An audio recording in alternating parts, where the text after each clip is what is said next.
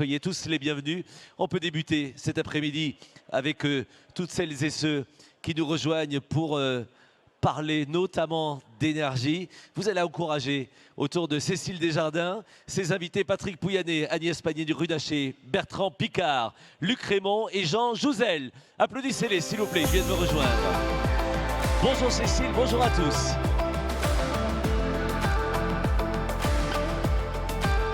Jean Jouzel, que l'on connaît tous, paléoclimatologue, président de Météo et Climat, qui nous fait le plaisir d'être là également au CEA et membre éminent du GIEC, Agnès Pannier-Runacher, notre ministre de la Transition énergétique, docteur Bertrand Piccard, président de la Fondation Solar Impulse, Patrick Pouyanné, le PDG Total Énergie, et Luc Raymond, le PDG d'Électricité de France EDF, au micro de la talentueuse Cécile Desjardins.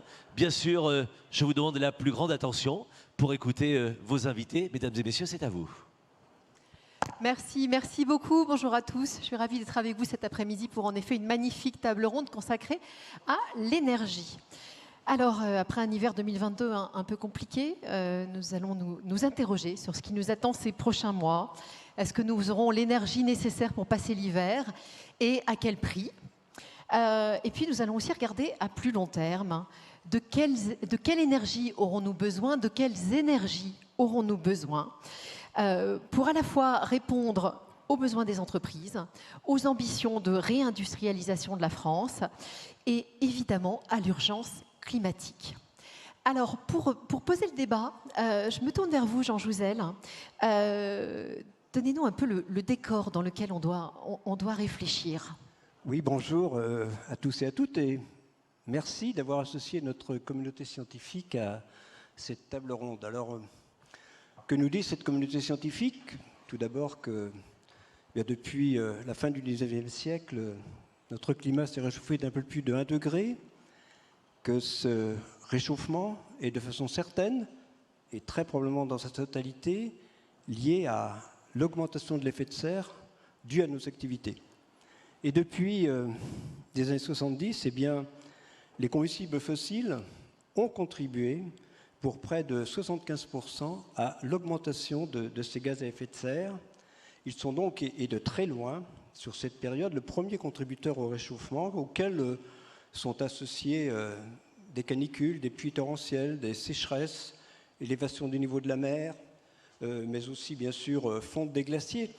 Ce qui est important, je crois, c'est que ce que nous observons aujourd'hui, eh bien, c'est ce que notre communauté envisage collectivement depuis 40 ans, que ce soit en termes de rythme de réchauffement, d'intensification des événements extrêmes ou bien encore d'accélération de l'élévation du niveau de la mer. Et je crois que eh bien, cela nous invite, ce constat nous invite à accorder de la crédibilité à ce que cette même communauté envisage à horizon de 2050 et au-delà. C'est vraiment très clair et bien, si nous ne faisions rien, eh bien, nous irions vers un réchauffement de 4 à 5 degrés d'ici la fin du siècle, et avec des conséquences importantes, plus au-delà, mais ce n'est pas heureusement ce vers quoi nous allons. Je crois que tout le monde est désormais conscient de la nécessité de limiter le réchauffement climatique et d'en limiter l'ampleur. Le GIEC est, lui, sans ambiguïté. Il serait plus facile aux jeunes d'aujourd'hui de s'adapter au réchauffement climatique s'il était limité à 1,5 degré plutôt qu'à 2 degrés. Et cela deviendra malheureusement de plus en plus difficile, voire impossible dans certaines régions, à mesure que l'on s'éloigne de ces niveaux. Or, l'ampleur du réchauffement climatique, une fois la neutralité carbone atteinte, dépend très directement de l'utilisation de nos combustibles fossiles. Ainsi, pour limiter 1,5 degré, eh bien, nous n'avons plus que 5 ans d'émissions au rythme actuel. Disons un peu moins de 15 ans si on veut limiter à 2 degrés. En réalité, nous partons, je dirais, de façon quasi délibérée vers un réchauffement qui pourrait atteindre 3 degrés. C'est beaucoup trop à l'horizon 2000, c'est beaucoup trop et ce serait voire 4 degrés en France, dans notre pays. Nous savons d'ores et déjà qu'à l'horizon 2030, nous aurons 2 fois trop d'émissions pour avoir des chances de respecter cet objectif inscrit à juste titre dans l'accord de Paris. Face à ce constat, je ne peux que partager l'appel d'Antonio Guterres. En début d'année, le secrétaire général des Nations Unies appelait à arrêter tous les investissements dans les combustibles fossiles. Et cet appel a été repris de façon un peu différente par Fatih Birol, le directeur exécutif de l'Agence internationale de l'énergie. Or, c'est maintenant qu'il faut agir, c'est très clair, si on veut préserver un climat auquel les jeunes d'aujourd'hui puissent s'adapter. Et malheureusement, ce n'est pas ce que nous faisons, puisque les émissions liées aux combustibles fossiles continuent à augmenter. Agnès Pannier-Runacher, c'est à la fois un enjeu de réchauffement climatique, mais aussi un enjeu de souveraineté. Oui, tout à fait. D'abord, bonjour à toutes et à tous. Je veux dire qu'effectivement, devant le tableau que dépeint Jean Jouzel, on ne peut pas rester inactif, et c'est pourquoi la transition énergétique est une priorité absolue du président de la République et de la Première ministre. Et cette priorité, elle se traduit aussi en résultats. C'est-à-dire que l'année dernière, la France a baissé ses émissions de gaz à effet de serre de 2,7%. C'est plus, bon, c'est mieux, je devrais dire, que l'Allemagne, c'est mieux que le Royaume-Uni, c'est beaucoup mieux que les pays qui sont encore en croissance d'émissions de gaz à effet de serre. Et nous sommes à 4% au premier trimestre 2023. Je dis mieux que ceux qui sont en croissance parce que les États-Unis, l'Espagne et l'Italie, et ce ne sont pas des pays si lointains, font croître leurs émissions de gaz à effet de serre l'année dernière. Alors certes, le contexte était particulier, mais néanmoins, c'est utile de partager cette information. Et donc, vous avez raison de le dire, il y a un combat climatique, mais c'est aussi, et c'est une conviction profonde que j'ai, un combat de souveraineté, un combat d'acceptabilité sociale et un combat de compétitivité économique. Et plus vite on anticipera les solutions, parce qu'en fait, il faut rebâtir en profondeur un système économique, plus on sera capable d'avoir de l'acceptabilité sociale de la part des citoyens, et plus on sera capable de bâtir des filières industrielles dans le temps que prend l'investissement industriel et en allant gagner des parts de marché, parce que vous imaginez bien que le premier qui mettra au point l'avion décarboné ou l'acier vert, il sera très bien positionné pour gagner des parts de marché demain. Et donc c'est très exactement la vision que nous portons, c'est de conjuguer cette transition énergétique avec un combat pour l'industrie et la réindustrialisation en France, et un combat pour l'acceptabilité sociale, la création d'emplois, la création de richesses. Alors, aller vers des énergies non carbonées, vous travaillez dessus, Luc Rémont et Patrick Pouyanné. Alors, très concrètement, que faites-vous? Comment faites-vous? Et est-ce que ça va assez vite? Patrick Pouyanné, peut-être? Oui. Ce qu'on fait, nous, c'est qu'on a décidé que, bien sûr, je suis un producteur d'énergie fossile parce que c'est l'énergie que vous utilisez tous les jours. Et je vais revenir là-dessus. Et qu'il y a une erreur de croire qu'on va régler le problème du changement climatique en tout d'un coup affamant nos concitoyens d'énergie. Ça ne marche pas, ça. Ce ne sera pas acceptable. En même temps, nous, ce qu'on fait, c'est qu'on a décidé que l'entreprise a un pilier, oui, d'hydrocarbures, je l'assume, mais construit un électricien bas carbone, renouvelable, à 4 ou 5 milliards par an, qui aujourd'hui est dans le 15 plus gros électricien au monde, qui viendra dans les 5. Donc on est résolument et on avance. Et maintenant, je publie des résultats. On fera cette année 2 milliards de résultats et on a 10% de rentabilité de nos capitaux en tant qu'électricien. Donc c'est déterminé, ça se fait. Mais j'assume l'autre pilier. Pourquoi? Parce que je vais vous dire tout simplement, et j'entends l'appel de Jean, et je connais et je respecte l'avis des scientifiques. Le problème, c'est qu'il y a la vie réelle. Quand je suis rentré dans dans le monde énergétique il y a 25 ans, les fossiles, c'était 82% du mix mondial. L'année dernière, c'était 81%. Alors, vous pouvez dire, on n'a rien fait. Si, on a fait des tas de choses. On investit, comme le dit la ministre, dans des capacités massives de renouvelables, même si il faut multiplier par 3 l'effort. Et ça, c'est la priorité. Mais pendant ce temps-là, la population mondiale croît. La population des pays émergents a un légitime besoin de niveau de vie plus élevé, la Chine. Et donc, on consomme de plus en plus d'énergie, et donc c'est le tombeau, la pierre qui tombe et qu'on continue. Alors, il ne faut pas renoncer, mais j'entends l'urgence des scientifiques, et en même temps, il y a la vie réelle. La vie qui fait que l'an dernier, les Français, face à la crise, ont fait, et l'État français n'a pas eu d'autre choix, parce que sinon, ça devenait insupportable pour les consommateurs, que de subventionner les énergies fossiles massivement. En Europe, plus de 500 milliards d'euros. Donc, on est dans ce dilemme qui est assurer le système énergétique d'aujourd'hui, tout en le décarbonant. Donc il faut changer nos modes de consommation et en même temps construire le nouveau système. Mais c'est une tâche prométhéenne. Alors la France a une chance, c'est Luc. Je vais le dire, les gens pensent que tous les deux on a fait un accord dans ces colloques, mais je le dis, on a une chance. C'est le mix nucléaire qui est une chance majeure, qui fait que je suis toujours étonné, la ministre de l'énergie française doit justifier ses efforts sur le climat, alors qu'en fait on est déjà tout en haut. On est un des pays les plus décarbonés au monde par habitant et par point de PIB. Mais disons-le, utilisons ça comme un atout dans le combat mondial, plutôt que de passer notre temps collectivement à se victimiser et dire qu'il faut toujours faire plus. Madame Agnès a dû justifier qu'elle a fait mieux. Mais vous êtes très bonne, on le sait. Mais je le dis parce que, quelque part, il ne faut pas qu'on mette des contraintes supplémentaires.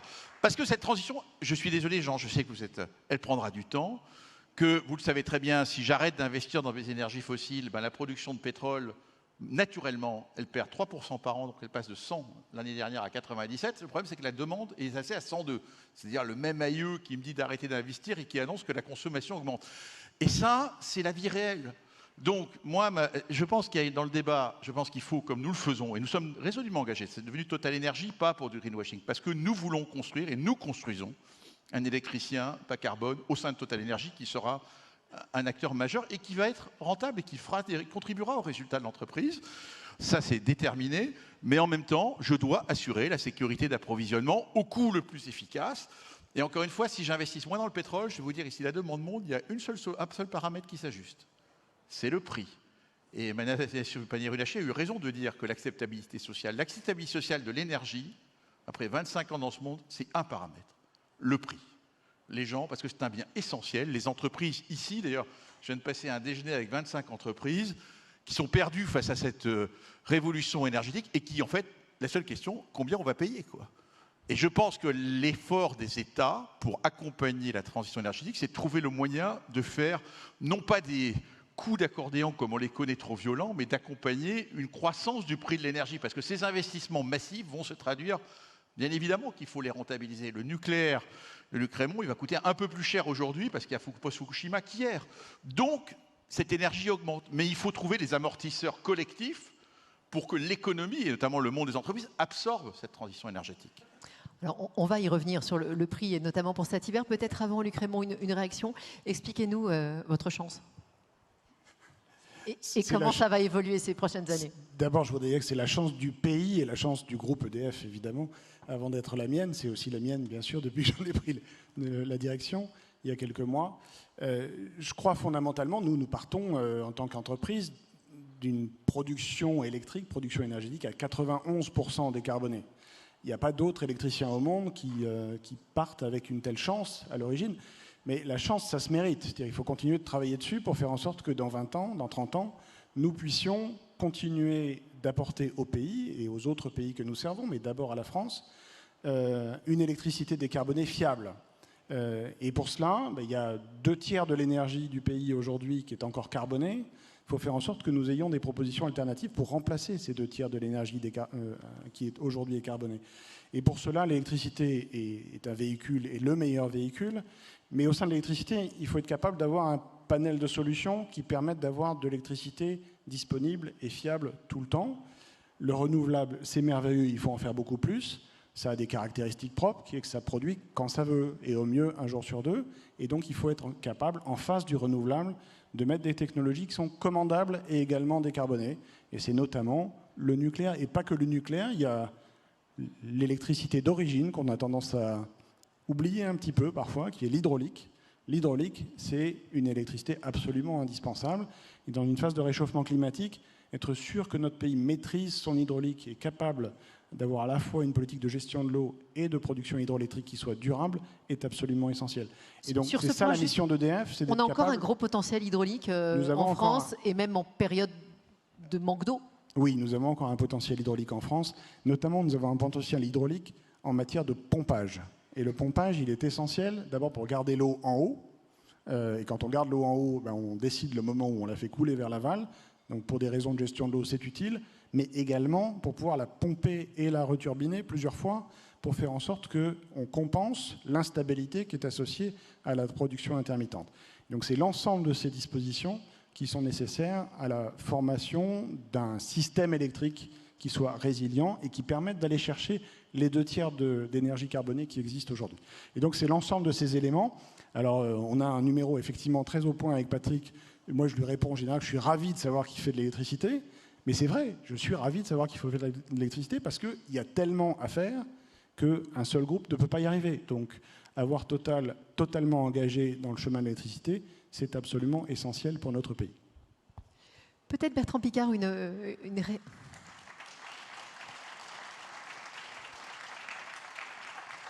réaction avec votre regard d'innovateur, de chercheur d'innovation peut-être. Oui, je pense que le constat des scientifiques est parfaitement correct, mais que la conclusion qu'on en tire laisse à désirer. Parce qu'on dit qu'il y a trop de carbone dans l'atmosphère, donc la conclusion c'est qu'il faut décarboner. Et qu'est-ce qui se passe quand on dit qu'il faut décarboner? C'est que chacun a d'autres manières de décarboner. Chaque pays croit que c'est un handicap pour son développement économique. Chaque entreprise pense que c'est trop cher. Chaque individu pense qu'on va lui demander des sacrifices. Et ça crée un immense clivage, un morcellement des moyens qui crée beaucoup plus de problèmes. Je pense que le narratif est faux. On devrait commencer par le constat que notre monde est un monde du passé, qu'on a une inefficience crasse dans tout ce qu'on fait. On a un monde de gaspillage, et le gaspillage coûte horriblement cher. On n'est pas efficient, on utilise des infrastructures anciennes, on a des maisons mal isolées, on a des types d'énergie polluants. Et ça doit changer. Mais ça doit changer pas en disant on doit décarboner, mais en disant on doit moderniser. Et si on se met tous autour de la table pour trouver les solutions pour moderniser, pour changer les infrastructures, pour ramener le monde du passé vers le présent, là on aura un consensus. On aura des énergies propres, moins chères, on sera efficient, on aura des industries avec des processus efficients et modernes, on aura des maisons qui n'auront plus besoin d'être des gouffres à énergie. Et la conséquence de cette modernisation sera la décarbonation. C'est pour ça que je pense que c'est fondamental de bien voir la décarbonation comme une conséquence de la modernisation et pas comme un but à atteindre en tant que tel, parce que ça ne suffit pas.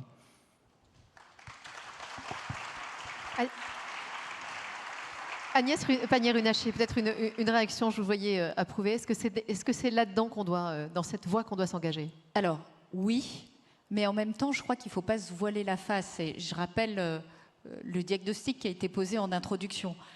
L'impact du dérèglement climatique, c'est des impacts qui sont majeurs sur nos paysages, sur nos entreprises. Moi, il se trouve que dans une vie antérieure, j'ai dirigé une entreprise dont la valeur était quasiment remise à zéro par le seul fait du dérèglement climatique. Et ça, c'est une histoire qui arrive plus vite qu'on ne le pense. Et donc, je ne voudrais pas que nos propos enthousiasmants, impactants, et c'est important d'avoir un projet et un narratif commun, et effectivement de créer de l'acceptabilité sociale en disant nous avons à y gagner en nous engageant dans cette transition énergétique, n'enlève le fait que ça va être difficile, qu'il va y avoir des investissements importants et qu'il faut les financer et qu'il va falloir la démultiplier si on veut y arriver.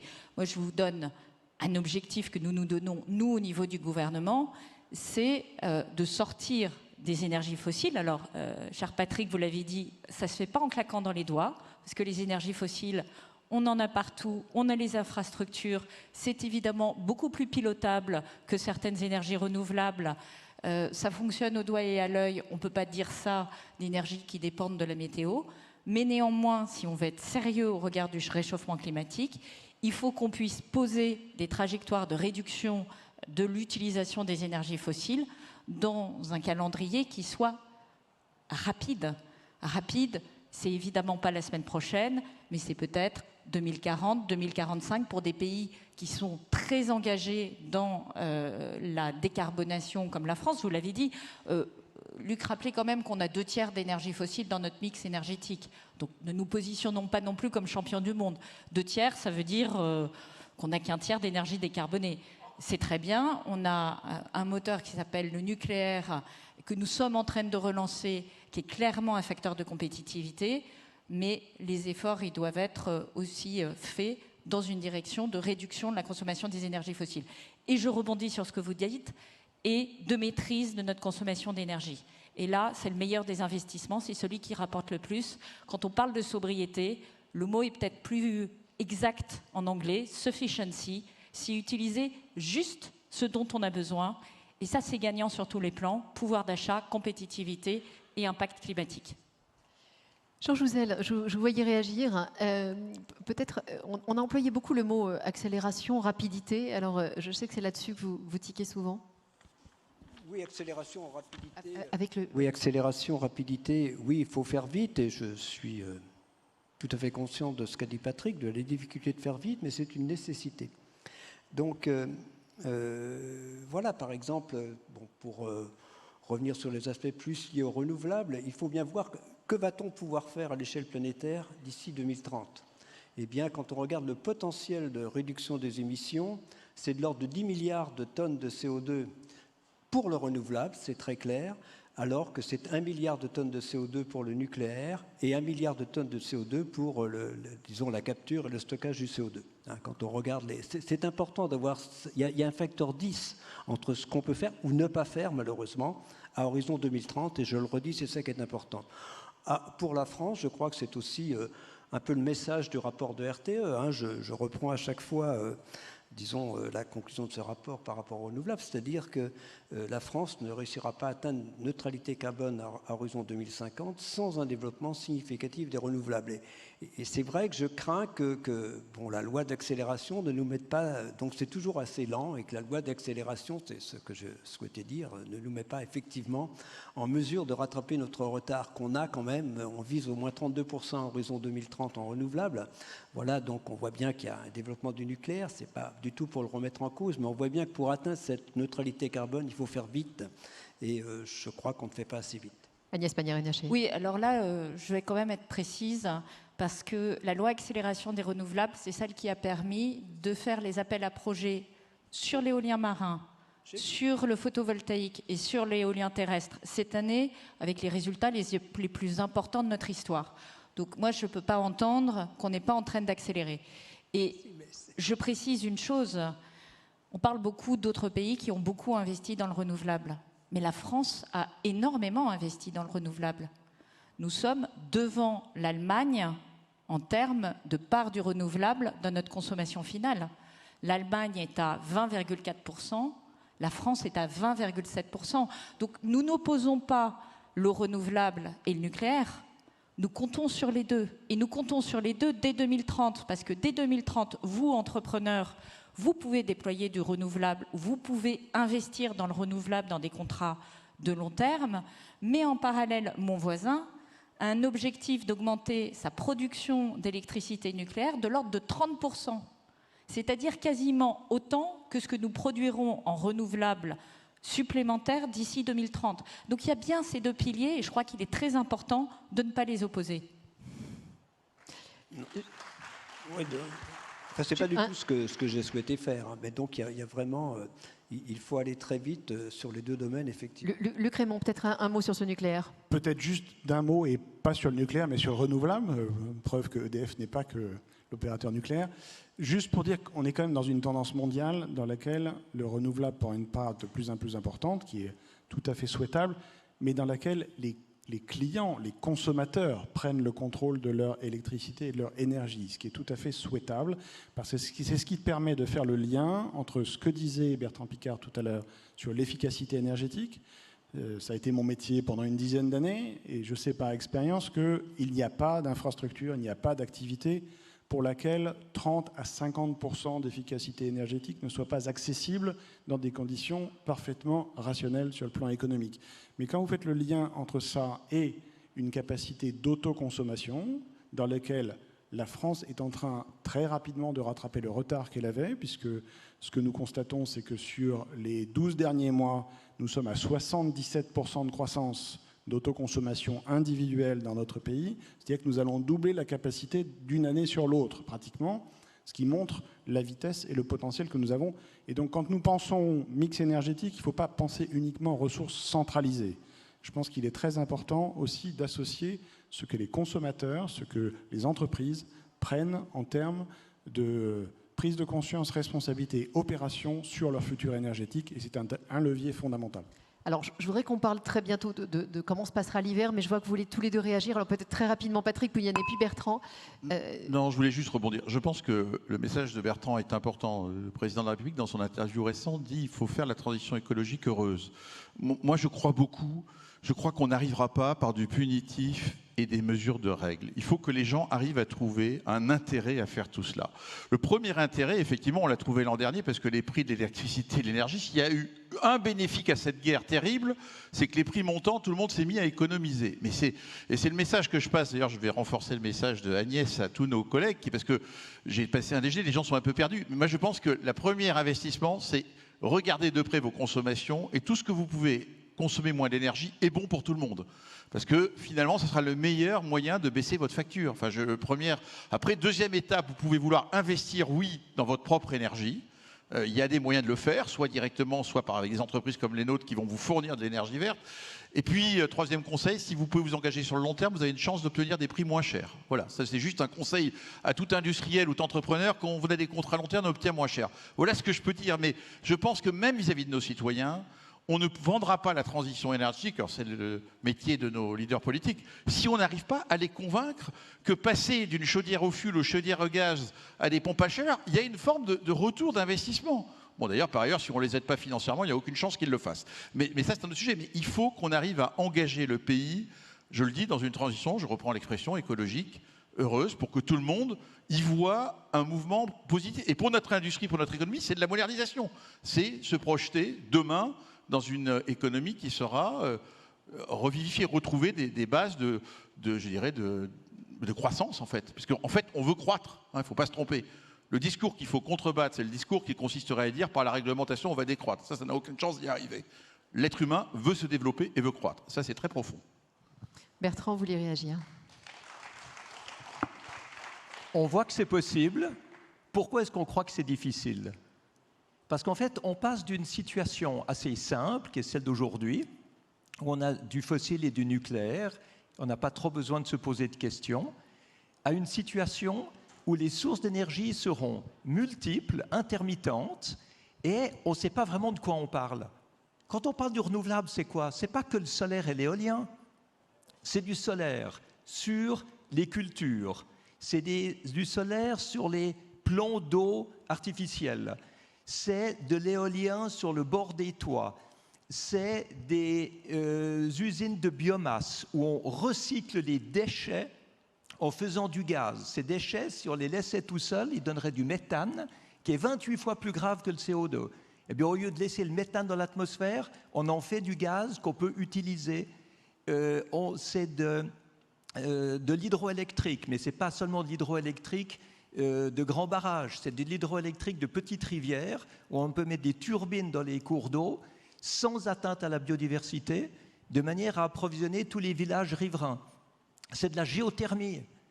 On ne sait pas suffisamment que 99% de la planète fait plus, donc de la masse de la planète fait plus que 1000 degrés. Mais c'est des choses qui sont là et qu'on doit utiliser. Mais alors, évidemment, qu'est-ce qu'on utilise, où et quand? Donc on doit commencer à réfléchir. Et il y a des gens qui pensent que c'est difficile de réfléchir. Le problème est là. Ensuite, on passe à la question du stockage. Mais on sait très bien comment stocker des énergies intermittentes. Mais il faut aussi changer les paradigmes. Il faut aussi se mettre à réfléchir. Alors Luc a très bien parlé du pompage de l'eau dans les barrages, parce que ça, c'est une excellente manière de stocker de l'électricité. On voit qu'on peut stocker de la chaleur dans le sous-sol. C'est pratiquement 100% de rendement entre la chaleur qu'on met et la chaleur qu'on ressort. Et puis, il y a les batteries des voitures. Tant qu'on ne peut pas décharger les batteries des voitures sur le réseau électrique pour suppléer au pic de demande et qu'on est obligé d'importer de l'énergie électrique au charbon d'Allemagne, eh ben on n'aura pas compris ce qu'il faut faire. Les voitures électriques, c'est un stockage individuel au profit de la collectivité, mais c'est interdit encore aujourd'hui. Donc c'est toutes ces mesures-là qu'on doit mettre en place.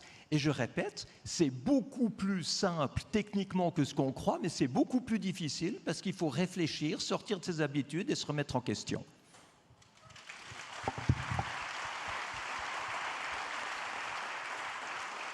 Alors, je l'ai promis tout à l'heure, je voulais quand même vous ramener très concrètement sur une question qui préoccupe tous les dirigeants qui nous écoutent. Comment va se passer cet hiver et à quel prix?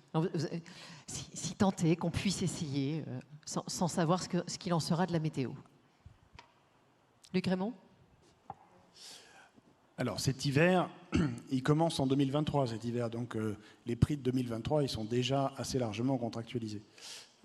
Nous abordons l'hiver avec beaucoup plus de confiance que l'hiver précédent, pour une raison simple, c'est que après le problème industriel absolument majeur auquel le groupe EDF a fait face tout à fait fin 2021 et pendant l'ensemble de l'année 2022 jusqu'à aujourd'hui, nous avons progressivement pris le contrôle de ce problème industriel grâce à une mobilisation sans précédent de l'ensemble des équipes d'EDF et de l'ensemble de la filière industrielle que je tiens à saluer parce que beaucoup sont ici aussi. Donc il ne faut jamais oublier que la filière industrielle du nucléaire, c'est un des grands pans de l'industrie française aussi. Donc je les remercie pour leur mobilisation. Grâce à cette mobilisation, nous avons pu d'abord passer le dernier hiver sans heurts majeurs et sans interruption de service. Et nous abordons maintenant cet hiver, le prochain, avec sérénité. Ça ne veut pas dire qu'il faut arrêter la vigilance, ça ne veut pas dire qu'il faut arrêter les efforts de sobriété, d'efficacité, pour des raisons qui sont fondamentales, qui ne sont pas conjoncturelles, mais nous sommes dans une situation dans laquelle le problème industriel de corrosion sous contrainte auquel nous avons été confrontés, nous le comprenons, nous avons appris à le traiter, et nous avons appris à le traiter à l'échelle industrielle, en accélérant la vitesse de traitement de l'ensemble de nos centrales et en abordant l'hiver prochain avec suffisamment de centrales raccordées au réseau. Donc ça nous permet d'aborder cet hiver de façon sereine.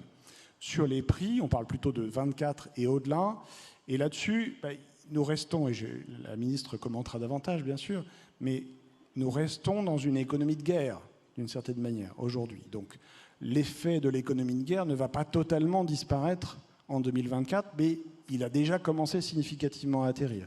Et le point principal sur lequel je voudrais intervenir sur les prix, c'est que ce que nous devons regarder, ce que nous devons créer ensemble, c'est une vision de long terme des marchés de l'électricité dans lequel, avec vos entreprises, nous sommes capables de contractualiser à long terme, parce que si je regarde aujourd'hui les prix que nous serions capables de faire sur le marché pour 2027 et 2028, ces prix-là sont tout à fait normaux. Ils atterrissent normalement. Et donc EDF, dans les prochaines semaines, va commencer à émettre des contrats de long terme qui seront ouverts, c'est des contrats de gros, qui seront ouverts à tout le monde, pour être capable de viser 2027-2028. Et j'espère bien voir ces contrats à 2 chiffres. Voilà.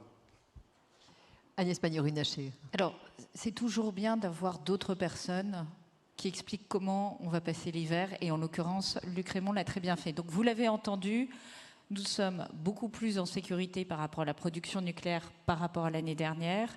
Et le plan sobriété, parce que ce n'est pas qu'un effet prix, le plan sobriété. La consommation de gaz et d'électricité a baissé en France entre le 1er août 2022 et le 31 juillet 2023 de 12%. 12%, c'est énorme. Et vous ne l'avez pas vu dans la croissance. Et effectivement, il y a une part d'effet prix, il y a aussi une part de mobilisation des acteurs, et notamment, et je veux vous remercier, parce que les entreprises se sont mobilisées, les entreprises du tertiaire, les entreprises industrielles, pour baisser leur consommation et pour la baisser justement aussi dans un cadre où ils cherchaient à baisser leurs émissions de gaz à effet de serre. Donc ça, c'est terriblement efficace et ça va nous sécuriser l'hiver prochain et ça va contribuer à nous mettre sur une trajectoire climatique porteuse. Ensuite, sur les prix. Sur les prix, il y a 2 choses. Il y a le marché physique. Si vous voulez baisser les prix, il faut baisser la demande et augmenter la production. Baisser la demande, c'est ce que nous faisons par la sobriété, mais également en investissant massivement et en augmentant les budgets, par exemple de la rénovation thermique. Et tu as raison de souligner l'importance de ce levier-là. Tu as d'ailleurs fait la liste de toutes les technologies accessibles. Donc je pense que je vais te recruter pour faire la loi énergie-climat parce que nous avons le catalogue de ce que nous pouvons déployer dans les années qui viennent. Et tout ça, c'est des emplois et des filières qu'on peut fortifier en France. J'ajoute le nucléaire, évidemment. Mais nous devons aussi continuer à produire et continuer à produire. Vous avez ici 2 des différents acteurs qui sont présents sur le territoire, mais il y a beaucoup d'opérateurs qui sont présents. Et je le redis, le rôle des entreprises par rapport à cette production, et ça ne doit pas se limiter à l'éolien et au photovoltaïque, on peut aller sur d'autres objets, la récupération de la chaleur fatale, l'utilisation du biogaz. Dans vos process industriels, il y a énormément de pistes, de technologies qui vont vous donner un avantage compétitif derrière, et c'est ça aussi qu'on veut construire. Donc, nous tenons le bon. Après, il y a la réforme et tout le cadre du marché de l'électricité européen qui a une vocation, c'est donner des signaux de long terme. C'est une discussion qui est en cours. Je ne pense pas trahir de secret en disant qu'il y a un débat notamment sur la place du nucléaire. Moi, je vais le dire très clairement. Si ce que nous voulons faire en européen n'aboutit pas, nous le ferons au niveau national. Nous protégerons nos entreprises contre la volatilité des prix, parce que c'est le premier danger, la volatilité des prix, l'incapacité à prévoir dans quel contexte on fait des investissements.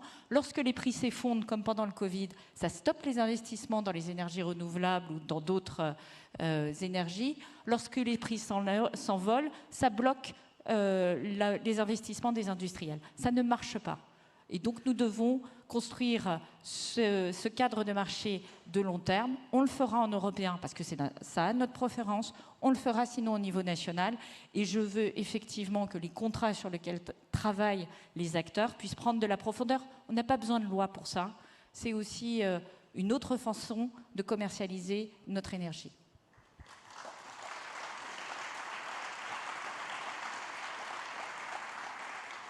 Patrick Pouyanné, je vous voyais tiquer, et notamment sur l'accroissement de la production de pétrole. Hein.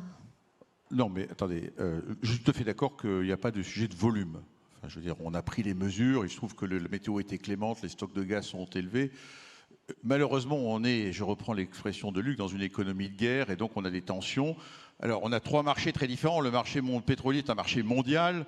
Donc vous avez bien vu qu'il suffit que l'Arabie, au mois de fin juillet, dise « je coupe 1 million de barils par jour », pouf, on prend $10 du baril, parce que malheureusement, ou bizarrement, enfin malheureusement pour Jean, la demande de pétrole continue d'augmenter 102 millions de barils par jour cette année, 100 l'an dernier, c'est massif. Dans une économie mondiale qui n'est pas aussi florissante que c'est, donc on a un sujet, et comme depuis 10 ans, nous investissons moins, parce que des boîtes comme la mienne, je mettais 20 milliards dans les hydrocarbures, j'en mets plus que 10, et tout le monde fait un peu pareil, mais on se retrouve avec un système à tension parce que naturellement, la production de pétrole diminue. Enfin, elle passe de 100 millions l'an dernier à 97. Donc il faut, c'est le tombeau, c'est Shadok notre truc. Donc il faut qu'on investisse et on n'investit finalement pas assez. Et donc on a mis un ou deux des pays en situation de contrôle du marché. Donc le pétrole, franchement, je ne le vois pas baisser rapidement. Enfin, je pense on a le gaz qui, alors lui, est très différent. Le gaz, l'Europe notamment, on a un marché mondial. J'avais dit à Aix-en-Provence qu'il était fragile. Les gens m'ont dit, oulala. Je signale que cet été, il a suffi d'une rumeur qu'il y aurait des grèves en Australie dans le gaz naturel liquéfié dans 2 usines pour que le gaz européen monte de 30% au mois d'août. Incroyable. D'ailleurs, au passage, il n'y avait pas de grève. Une rumeur. Bon. Donc il est fragile parce que malheureusement, jusqu'en 26, on dépend de ce gaz naturel liquéfié, donc d'un marché mondial, et qu'il n'y a pas d'augmentation de capacité majeure. Donc l'Europe, alors ça dépendra de la météo, j'espère qu'il va faire quelques hivers cléments. Bon, on attaque l'hiver 23-24 beaucoup mieux, donc je ne suis pas très inquiet, mais il suffit qu'il y ait une usine qui se casse la figure quelque part pour qu'on en subisse les contre-coups, puisque c'est nous qui faisons le prix, nous Européens, qui faisons le prix mondial, parce qu'on aspire une part de marché importante. Donc le gaz est fragile. 26-27, je suis plus optimiste parce que là, il se trouve que cette industrie dans laquelle je suis est naturellement assez stupide. Plus les prix sont élevés, plus on lance des projets. Donc il y a plein d'usines de GNL qui vont arriver en 26-27, probablement un peu trop d'ailleurs, donc les prix, à mon avis, baisseront. Donc ça c'est. Mais bon, d'ici là, il faut survivre pour nos collègues dans la salle. Enfin, il faut arriver à survivre. Et puis l'électricité, bon là, c'est une énergie différente, qui est plus nationale. Bon, il y a des interactions. C'est vrai que les marchés le prix électricité français un peu haut aujourd'hui par rapport aux annonces que vient de faire Luc Rémont, parce qu'il y a toujours un doute. Donc quand il y a un doute, on crée des tensions. Donc je pense qu'il est très important qu'on envoie des signaux au marché positifs de façon à les faire baisser. Maintenant, Madame la Ministre, je crois qu'il faut pas. Il n'y aurait pas eu la guerre russe, les marchés énergétiques européens, ils ne fonctionnaient pas si mal. Hein. Je veux le dire. Personne s'en plaignait. En fait, on avait construit des marchés libéralisés qui fonctionnaient, le marché du gaz, simplement, et d'ailleurs la France a longtemps bénéficié du marché de l'électricité européen. Enfin, on exportait, on était plutôt content de le vendre un peu plus cher que notre coût de production. Bon, il se trouve qu'il n'a pas résisté, et c'est une erreur, à un système de stress incroyable qui a été la rupture du gaz russe. Et si on a un reproche à se faire, c'est qu'on n'a pas regardé comment ce stress a marché. On est quand même en train de revenir vers des choses qui sont plus raisonnables. Je pense qu'on a sorti de l'hystérie qu'on a vécue en 2022. Donc, dans les discussions, il faut quand même qu'on... Oui, je suis d'accord qu'on a, et je n'arrête pas de le prôner, une dimension long terme, mais il faut qu'on trouve un moyen de laisser marcher un fonctionnement de marché de gros, parce qu'on est quand même en interconnexion avec les Anglais, les Allemands, etc. Donc, on ne peut pas être une île énergétique malgré tout, même si on a une forme de souveraineté en France supérieure à d'autres pays. Donc, je sais que le débat est complexe, mais... Non, mais, une demi-seconde. Ouais. non, mais je pense que s'il y a une chose qu'on retient, c'est qu'il n'est pas question de remettre en cause le marché de gros. Parce que le marché de gros, c'est celui qui a permis, je le dis parce qu'on entend aussi beaucoup de choses assez approximatives, pour ne pas dire complètement déconnantes, pardonnez-moi du terme, de la part de certaines oppositions qui disent que le marché de l'électricité, c'est ce qui a mis par terre l'Europe. Non, le marché de l'électricité, il a permis tout l'hiver dernier de fournir de l'électricité partout en Europe. On est 450 millions de citoyens et on n'a jamais eu un stress sur un marché aussi important. Il n'y a aucun marché au monde qui n'est capable de faire ça. Lorsqu'au Texas, il y a une tension, eh ben, ce n'est pas la Californie qui livre. Voilà. Et ça, c'est un atout absolument essentiel pour des entreprises, parce que vous avez la garantie, alors on a tous eu peur du délestage, d'accord, mais vous avez tous la garantie quand même que ça fonctionne, et que quand ça ne fonctionne pas, c'est 5% des acteurs qui pendant 2 heures suspendent leur production. C'est très désagréable, mais ça n'a rien à voir avec ce que vivent beaucoup de pays qui sont en blackout assez régulièrement, et je ne parle pas de nos outre-mer, où ce type de situation est très courante. Donc ça marche. Bertrand Piccard, je vous voyais faire des signes. Oui, je crois qu'il y a un sujet dont on n'a pas encore parlé et qui est une condition sine qua non, mais ce n'est pas un sujet que les entrepreneurs aiment beaucoup entendre. Et pourtant, c'est celui du cadre légal. Il y a un cadre légal dans notre monde et dans nos pays civilisés pour tout, pour les impôts, pour la sécurité, pour l'éducation, pour la santé, pour l'hygiène, pour les exportations, pour absolument tout, et il y a un cadre légal pour l'environnement et l'énergie. Le problème, c'est que le cadre légal de l'environnement et de l'énergie est un cadre légal qui est aussi archaïque que les infrastructures et les systèmes qu'on utilise encore maintenant. C'est-à-dire qu'il n'y a pas d'incitation à changer quoi que ce soit s'il est légalement permis d'être inefficient, de gaspiller, de polluer et de mettre du CO2 dans l'atmosphère. Et je pense qu'on devrait travailler beaucoup plus sur cet aspect-là, et c'est un aspect qui va avoir des conséquences positives pour les entreprises. Parce que ce que les entreprises craignent aujourd'hui, c'est l'imprévisibilité et c'est la distorsion de concurrence. Donc vous avez des entreprises qui veulent faire mieux, qui investissent, d'autres qui ne le font pas et qui à court terme ont un avantage en étant sales par rapport à celles qui deviennent propres. Il faut absolument uniformiser ce changement législatif de manière à pouvoir tirer toutes les nouvelles technologies, toutes les nouvelles solutions sur le marché. En fait, il faut que le cadre légal incite avec autant d'ambition que possible à devenir propre et efficient, à moderniser, de manière à ce que ce soit une nécessité de tirer sur le marché toutes les solutions existantes. Mais ça, ce n'est pas quelque chose que les gouvernements et les parlements et les sénats vont faire volontiers s'ils sentent que tout le monde industriel, économique et financier est contre. Patrick Pouyanné est en train de moi, bouger je quand même. compte vraiment sur vous. Je compte vraiment sur vous pour soutenir les démarches des législateurs pour que ça devienne possible de le faire. Et à ce moment-là, vous verrez que toutes les solutions qui fleurissent partout, et dont Agnès parlait, arriveront sur le marché au bénéfice de tous, sans distorsion de concurrence. Mais Bertrand, ça s'appelle le prix du carbone. Hein. Si on internalise le prix du carbone, eh bien on y arrive. Et le sujet pour l'Europe, c'est que nous, on a un prix du carbone et qu'on met à risque nos entreprises si on n'arrive pas à ce que d'autres continents, et notamment des continents aussi développés que nous, adoptent le même prix du carbone. Et ça, c'est un sujet majeur pour nos gouvernants. Donc la réponse, l'incitation, c'est le prix du carbone. Ça marche très bien dans nos entreprises. Moi, j'ai adopté $100 la tonne. Je peux vous dire que j'ai libéré un tas de solutions incroyables qui sont mises en œuvre, même jusqu'à 50, etc. Donc le prix du carbone, la réponse. Le vrai sujet pour nous, Européens, c'est qu'il faut qu'on le fasse et qu'on trouve un moyen de level playing field avec les autres grands concurrents, qui soient américains et chinois, en gros. Le reste du pays émergent, on a le temps d'attendre, mais il faut absolument qu'on progresse là-dessus, soit pas des taxes aux frontières, soit autrement. Madame la ministre. Oui, effectivement. Au fond, si moi je devais résumer mes 3 objectifs, c'est 1, sécuriser les approvisionnements en énergie, parce que ça reste quelque chose à regarder dans un monde où nous devons électrifier à marche forcée. Donc il faudra plus de capacité de production et, encore une fois, moins de consommation. Deuxièmement, c'est stabiliser les prix et donner des signaux de long terme. Donc ce n'est pas le marché de gros, mais il y a quand même des règles du marché à trouver pour donner ces signaux de long terme. Et puis 3, c'est créer les filières industrielles sous-jacentes pour que ce soit nous qui profitons de cette transition énergétique et qui créons les solutions. Moi, l'hydrogène bas carbone, le CCUS, la batterie électrique, je veux que ça se passe sur le territoire français avec les emplois et la création de richesses qui va avec.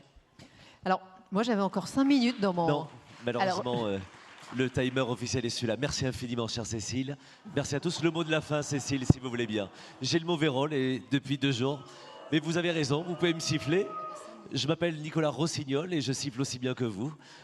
N'hésitez surtout pas, Cécile, le mot de la fin pour vous.